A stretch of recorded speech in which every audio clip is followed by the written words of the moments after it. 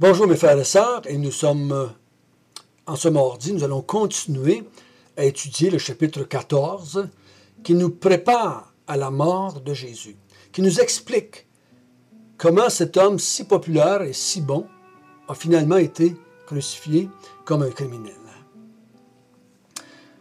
Notre bon Père du ciel, merci de ce texte qui nous explique les raisons de Dieu, de la mort de Jésus, et les raisons des hommes de la mort de Jésus. Parce que leurs raisons étaient bien différentes les uns de l'autre. Donc, guide-nous par ton Esprit Saint, encore ce matin, afin qu'on puisse voir dans ce texte les vérités que tu veux nous dire et nous parler. Amen. On a vu hier qu'on veut faire mourir Jésus. On a vu que les chefs religieux, les pharisiens, les sadducéens, les scribes veulent faire mourir Jésus, mais de façon rusée, cachée de la foule.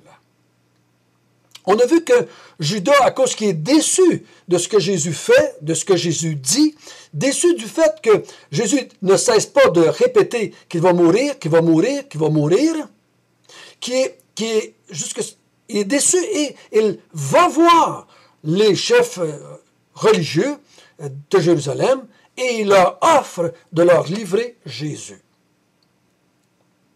Et le texte que nous allons voir ce matin va nous expliquer les raisons. Les raisons pourquoi c'est arrivé là. Nous savons pourquoi les chefs religieux veulent faire mourir Jésus. On sait qu'ils sont jaloux et on sait qu'ils sont en colère. On a vu, comme j'ai expliqué un petit peu hier, on a vu qu'à partir du chapitre 3 de Marc, ils sont déjà en train de vouloir le faire mourir, le faire périr. Et ça monte, ça monte, ça monte. Et le fait que Jésus a chassé les vendeurs du temple et les acheteurs du temple, et qu'il les a déclarés publiquement, devant tout le monde, vous avez fait de la maison de mon Père une maison de prière, vous en avez fait une caverne de voleurs. Vous êtes des hypocrites. Vous utilisez la maison de Dieu pour vos fins, pour votre convoitise et votre avarice. On sait ça. On sait pourquoi Judas veut que Jésus meure. Il est déçu. Lui-ci est en colère et est déçu de ce que Jésus fait. Lui, on a vu qu'il a embarqué pour le royaume du côté plutôt politique et économique. On sait que Judas était un voleur. Il mettait la main dans la bourse et il volait ce qu'on y mettait. Donc, hier étant bourgeois vert, si vous me permettez l'expression québécoise, il était un bourgeois vert contre cette femme qui a gaspillé 300 deniers, parce que si il avait donné cet argent-là et mis dans la bourse, bien, il en aurait pris une partie pour ses propres fins. Donc, lui, il aurait voulu que Jésus installe un royaume économique et politique, parce que il espérait continuer à faire ses manigances économiques dans le royaume que Jésus aurait installé. On sait pourquoi ils veulent la mort de Jésus. Mais le texte qu'on va voir aujourd'hui, lui, va surtout nous expliquer pourquoi Jésus, lui, accepte cette mort-là de la part des hommes.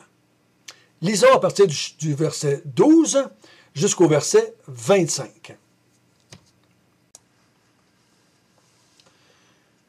Le premier jour des pains sans levain, où l'on immolait la Pâque, les disciples de Jésus lui dirent, « Où veux-tu que nous allions te préparer la Pâque? » Et il envoya 2 de ses disciples et leur dit, « Allez à la ville, vous rencontrerez un homme portant une cruche d'eau, suivez-le. Où qu'il entre, dites au maître de la maison, le maître dit, « Où est le lieu où je mangerai la Pâque avec mes disciples? » Et il vous montrera une grande chambre haute, meublée et toute prête. C'est là que vous nous préparerez la Pâque. Les disciples partirent, arrivèrent à la ville et trouvèrent les choses comme il leur avait dit, et ils préparèrent la Pâque. Le soir étant venu, il arriva avec les 12. Pendant qu'il était à table et qu'il mangeait, Jésus dit, « Je vous le dis en vérité, l'un de vous qui mange avec moi me livrera. » et commencèrent à s'attrister, et à lui dire, l'un après l'autre, est-ce moi? Il leur répondit, c'est l'un des 12 qui met avec moi la main dans le plat. Le Fils de l'homme s'en va selon qu'il est écrit de lui. Mais malheur à l'homme par qui le Fils de l'homme est livré. Mieux vaudrait pour cet homme qu'il ne soit pas né. Pendant qu'il mangeait, Jésus prit du pain, et après avoir rendu grâce, il le rompit, et le leur donna, en disant, prenez, ceci est mon corps. Il prit ensuite une coupe, et après avoir rendu grâce, il la leur donna, et ils en burent tous. Il leur dit, ceci est mon sang, le sang de l'alliance, qui est répandu pour beaucoup. Je vous le dis en vérité, je ne boirai plus jamais du fruit de la vigne, jusqu'au jour où je le boirai nouveau dans le royaume de Dieu. Nous sommes le jeudi, avant la mort de Jésus, le lendemain, 3 heures, jour de Pâques. Je le répète, Jésus est mort le jour de Pâques. Il n'est pas ressuscité le jour de Pâques. Il est mort le jour de Pâques. Il est ressuscité 3 jours après. Mais il devait préparer la Pâques. Si Jésus vous enverrait, vous, François, allez préparer la Pâques, on serait un peu embêté. Qu'est-ce qu'on a besoin? Comment on prépare ça, la Pâques? Et je vous encourage, pour ceux d'entre vous qui avaient des dictionnaires bibliques, des encyclopédies bibliques, qui avaient accès à Internet, allez voir, ou allez voir dans la Bible, dans Exode, comment on préparait la Pâques et les instructions que Dieu avait données à Israël pour célébrer la Pâques. Mais c'était le soir de la Pâques. Et à la Pâques, on se souvenait qu'un jour, pendant qu'il était esclave en Égypte, Dieu avait dit à travers Moïse que les premiers-nés de toutes les familles étaient pour mourir par un ange qui était pour passer à travers l'Égypte et faire mourir les premiers-nés de chaque famille. Et si on voulait éviter que notre premier-né meure, on devait sacrifier un agneau, prendre le sang et n'en répandre sur le cadre des portes de la maison, ou de la porte de la maison. Et quand l'ange de la mort était pour passer, et qu'il voyait du sang sur le linteau des portes, ou sur le cadre de la porte, il savait que les gens qui étaient à l'intérieur avaient cru à l'avertissement, avaient mis leur foi dans ce que Moïse avait dit, de la part de Dieu, et ils passaient par-dessus la maison sans que le premier-né meure. Mais ceux qui n'avaient pas de sang mouraient. Donc, il se souvenait de ce moment-là, où ce que Dieu avait sauvé tous les premiers-nés du peuple d'Israël à cause du sang répandu.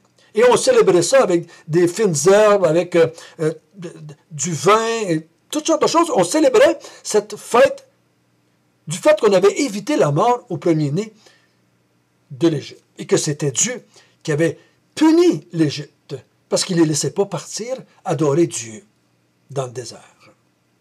C'est la raison de célébrer la Pâque. Et on voit que Jésus envoie 2 disciples, des disciples qui ne sont pas parmi les 12, 2 disciples à part ça, parce qu'au verset 17, il dit « Il arriva avec les 12 ». Donc, c'était d'autres disciples qui avaient été préparés ce repas pascal pour Jésus avec les 12 et les autres disciples qui étaient là. Donc, on sait qu'il était plus que 12. Pendant qu'il est en train de manger, Jésus fait une déclaration fulgurante, époustouflante, ébranlante, si je peux dire de même, devant tout le monde, devant tous les gens autour de la table. Il dit, l'un de vous va me livrer. Et le mot livrer, ne soyons pas sous-entendus. Livrer, c'est livrer à la mort. Va me livrer, afin que je sois arrêté et qu'on me fasse mourir. Ils commencèrent à s'attrister et à lui dire, je ne sais pas s'ils sont à s'attrister pour Jésus ou pour eux autres. Mais ils dirent, au verset 19, « Est-ce moi ?» Chacun leur tour, ils dirent, « Est-ce moi, Seigneur? Est-ce moi, Seigneur? Est-ce moi, Seigneur? » Et Jésus va l'imiter en disant au verset 20, « C'est l'un des 12. » C'est l'un des 12. C'est l'un de ceux qui mangent avec moi dans le plat. on sait plus bas que c'est Judas. On savait déjà plus haut que c'est Judas qui voulait le livrer. Et on le sait depuis le verset chapitre 3 que c'est Judas qui va le livrer. Mais les autres disciples ne le savent pas. Judas le sait. Mais je crois qu'il a fait comme les autres. Lui, tout a demandé, est-ce moi, Seigneur? Parce qu'ils l'ont tout demandé. Mais Jésus dit, il est écrit, il faut que je meure. Il faut que ça arrive ainsi. Il faut que même celui qui m'arrive soit un des miens, un de mes intimes, un de mes disciples. Il dit, là, il avait été écrit que je devais mourir. Mais il dit, malheur à celui qui va me livrer. Il serait mieux de ne pas être né. Et moi, je pourrais vous dire aussi qu'il est malheur à ceux qui vont accepter que Jésus leur soit livré, qui est tous les chefs religieux, qui veulent aussi sa mort. Eux autres aussi auraient été mieux de ne pas naître. Moi, je vous dis bien franchement, toute personne qui va être condamnée au jugement dernier, il aurait été mieux de ne pas naître. Tous ceux qui vont rejeter Jésus, qui vont le refuser comme roi, qui vont refuser son royaume, il serait mieux de ne pas être né. Mais ici, il parle spécifiquement de Judas. Il vaudrait mieux pour cet homme qu'il ne soit pas né. Et là, il dit il va du verset 22 jusqu'au verset 25. Il va expliquer. On a vu la raison des chefs religieux. On a vu la raison de Judas. Mais la raison de Jésus. Pourquoi est-ce que Jésus continue à marcher vers Jérusalem depuis plusieurs chapitres qu'il leur dit qu'il va mourir, qu'il va mourir, qu'il va mourir, qu'il va mourir? Il leur dit qu'il va souffrir, qu'ils vont le frapper, qu'ils vont le cacher dessus lui, qu'ils vont le fouetter. Il a dit à la femme, puis aux disciples hier, elle a embaumé mon corps pour la sépulture. Il sait ça. Il sait même que c'est écrit. Il dit, le Fils de l'homme, il s'en va selon ce qui est écrit. Il sait, lui, qu'il est l'accomplissement des prophéties de l'Ancien Testament, que c'est lui le Messie. Et là, il est en train de leur dire, hey, je n'ai pas manqué mon coup, là. Ça avait été écrit comme ça. Ça avait été prophétisé comme ça. Le Messie devait mourir. Il devait mourir. Vous devez accepter que le Messie devait mourir. C'était le plan de Dieu que je meure. De cette façon-là. Pourquoi? Versets 22 à 25 nous explique pourquoi. Parce qu'il sait, lui, que l'agneau pascal qui est représenté sur la table, là, de la délivrance de Dieu, de l'alliance de Dieu pour le peuple d'Israël dans l'Ancien Testament. Maintenant, la Pâque va être célébrée, puis on va se souvenir de lui, et non pas de l'agneau pascal de l'Ancienne Alliance. Il dit, mon corps va être livré à la mort. Puis là, il prend du pain, il le sépare, puis il en donne une partie à chacun de ceux qui sont là. Il dit, ceci, c'est mon corps. Et là, il prend la coupe, il a fait boire à tout le monde. Il dit, ceci, c'est mon sang, le sang de l'Alliance. Comme le sang répandu à la Pâque de l'Ancien Testament, avec le sang sur le linteau des portes, il y avait une entente là. Que ceux qui mettaient le sang de l'agneau sur leur porte ne subissaient pas la mort de l'ange, qui était le châtiment de Dieu sur ceux qui n'avaient pas foi dans ce qu'il avait dit.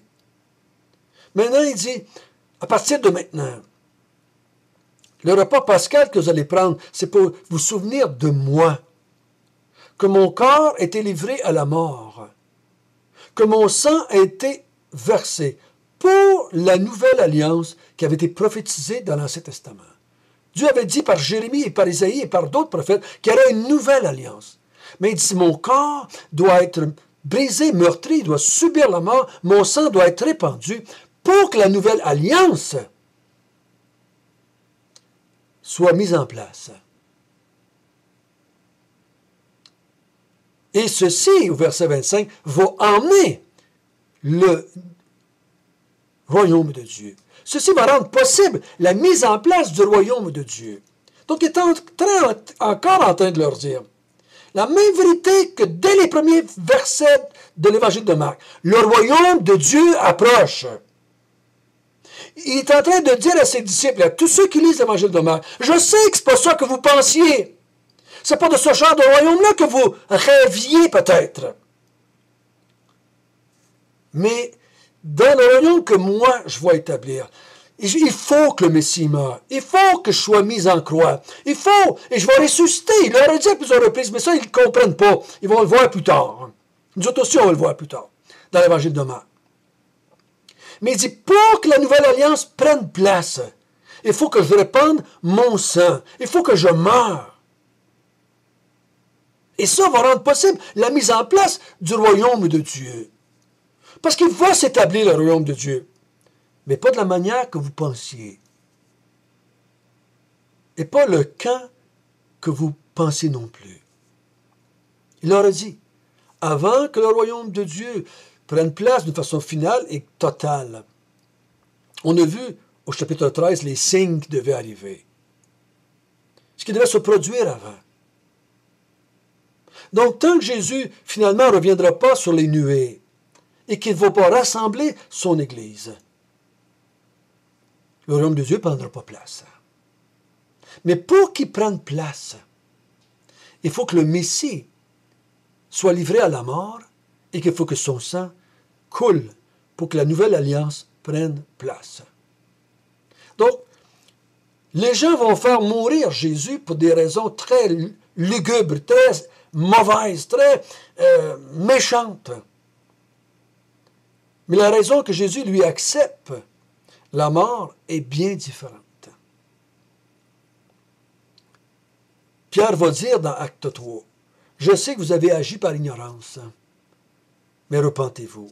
Mais en agissant ainsi, vous avez accompli le plan de Dieu. Vous avez accompli ce qui avait été écrit, ce qui avait été prophétisé, que le Messie ferait. » Vous savez, il avait mal compris.